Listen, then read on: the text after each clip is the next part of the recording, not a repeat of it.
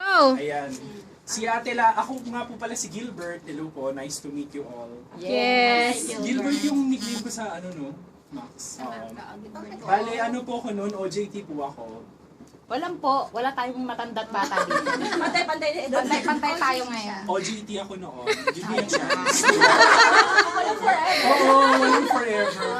Hindi, tapos nakilala ko si Ate Lala.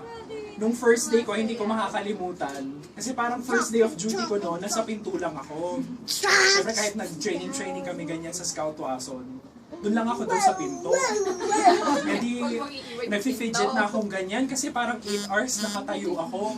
Kasi hindi ko makakalimutan si Ate Lala yung unang lumapit. Kasi, Oh my gosh! pilapitan niya ako tapos parang nag-small talk siya sa akin. Sabi niya, oo, kamusta ka naman? Okay naman ba yung first day mo? Ganyan-ganyan. Masakit ba ang paa mo? Masakit yung paa ko, ganyan-ganyan. Which is halatang-halata naman kasi gumaganyan-ganyan na ako. Tapos talaga nakikipag-usap na ako kahit kanino, ganyan-ganyan. So that was our first encounter. Kasi yung pangalawa, hindi ko malilimutan na talagang tinuruan niya ako mag-order taking. Parang kabadong-kabado kasi ako noon, ganyan-ganyan. Parang sinigang na bangus pa yung order ng guest. Tapos, nandun lang siya sa likod ko, naka-body up lang siya sa akin. Tapos, na-touch lang ako kasi talagang all throughout nung journey ko sa Maxes, kahit maigsing-maigsi lang yun.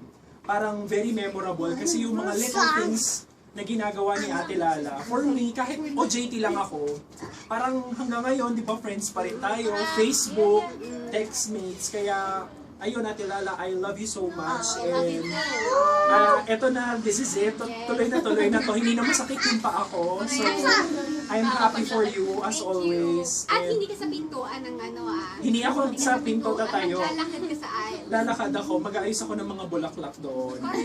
And ano yun, thank you so much for letting me share. Okay, palakpakan!